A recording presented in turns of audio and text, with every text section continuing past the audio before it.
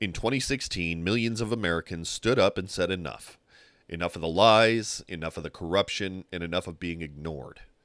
You didn't vote for chaos. You voted for change. You wanted your country back. You wanted your jobs, your dignity, and your voice. You were told that the problem was the elites, the smug bureaucrats in D.C., the open borders, the fentanyl flooding into our towns. And honestly, you weren't entirely wrong. But here's the thing no one tells you. Sometimes the person selling you the cure is the disease in disguise. Salutations, fellow nerds. I'm Rick Y, and today is April 6th, 2025. I want this to be directed at Trump supporters and MAGA because you all deserve some perspective without genuflection and insults, so you can hear a liberal progressive like myself actually make an effort to reach across the aisle and highlight the inconsistencies that we see and how and why we think this movement is going to end up hurting everyone in the end. And truthfully, even if it only did hurt conservatives, that would have an indirect impact on liberals as well, because regardless of whether or not you wish to admit it, democracy is symbiotic. So hear me out. Donald Trump ran on promises. No more drugs, lowering immigration, and no more bloated bureaucracy, lower prices on day one, and the Ukraine-Russia war solved within 24 hours.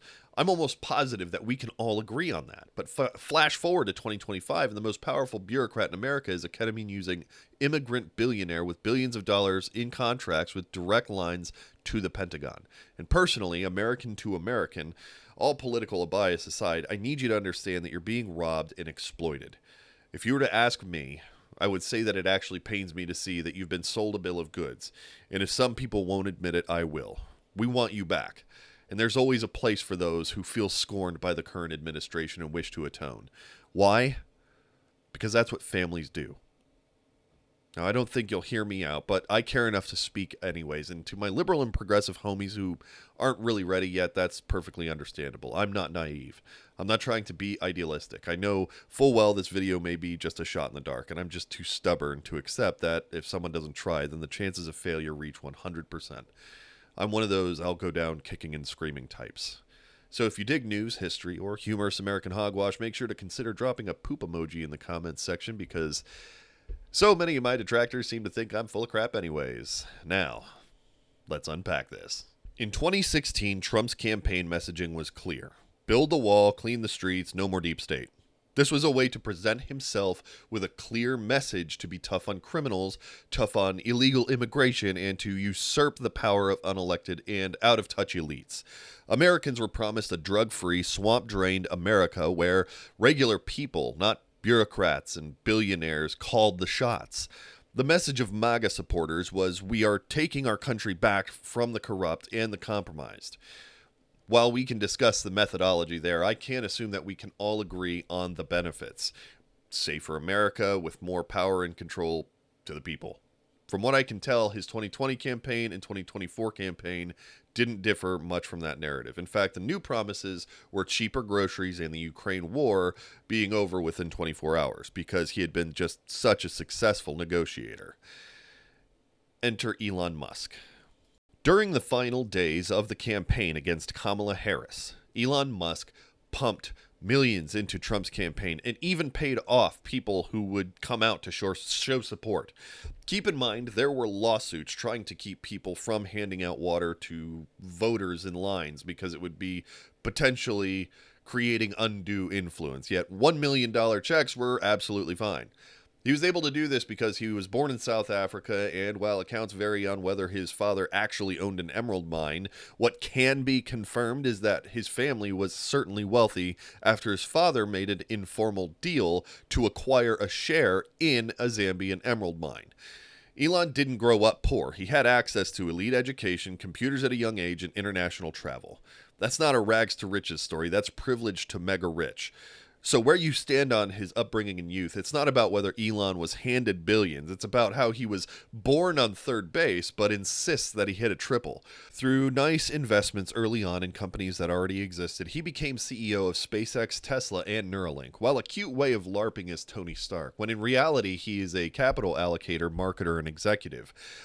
While that's not nothing, he is also nowhere near the mythos that surrounds him.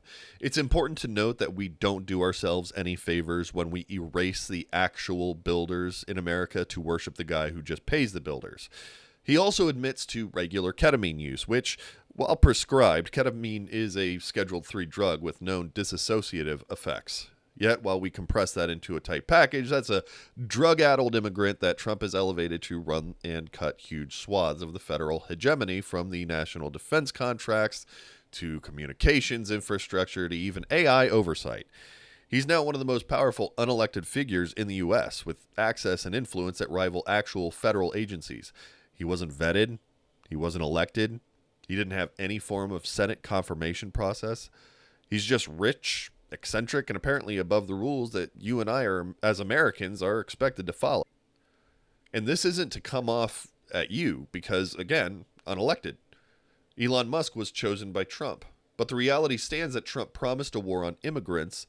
Then he elevated an immigrant to global power. Trump declared a war on illicit drugs, then empowered a self-admitted drug user. Trump wanted to incite a war on bureaucrats, then created the ultimate bureaucrat who answers to nobody and is supervised by no one. This is the guy who promised to also go after the elites. Then this man has single-handedly tanked the stock market and your retirement account without a cogent plan for how long your prices will also rise and stay high. Not to mention, how is that war in Ukraine going? If you're curious, it has been 1,824 hours since Trump's inauguration, and it appears as though fighting in Ukraine will only increase, as Putin has increased the forces by 180,000 troops and failed to uphold even ceasefire agreements. And as spring approaches, you can expect fighting to exacerbate. What did we get out of it? Well, our allies have basically abandoned us. He turned us into a pariah and brought dishonor and shame to our military machine. They can try to sell that whole mess for something that it isn't, but don't let them insult your intelligence. That's exactly the kind of swampy spin talk bullshit you explicitly said you would ignore all of Trump's faults and indiscretions for. This isn't draining the swamp, it's digitizing it, anesthetizing it, and then launching it into orbit. You were promised populism, and you got a plutocracy. You were promised liberty, but got feudalism with Wi-Fi. The real threat to American freedom isn't immigrants or street dealers. It's billionaires who play by their own rules and politicians who help them rewrite the rule book. You didn't get your country back. You got sold to the highest bidder. If you aren't at least indignant for the way that Trump has isolated you and manipulated you, then I'm not sure what else could sell it. This man is openly and unapologetic about his depravity, and we are here for you if you need a place to escape. Anyway, if you enjoyed the content, consider sticking around and subscribing. It'd be nice to have you, and we would be happy to join forces against the common foe. Y'all come back now. You hear?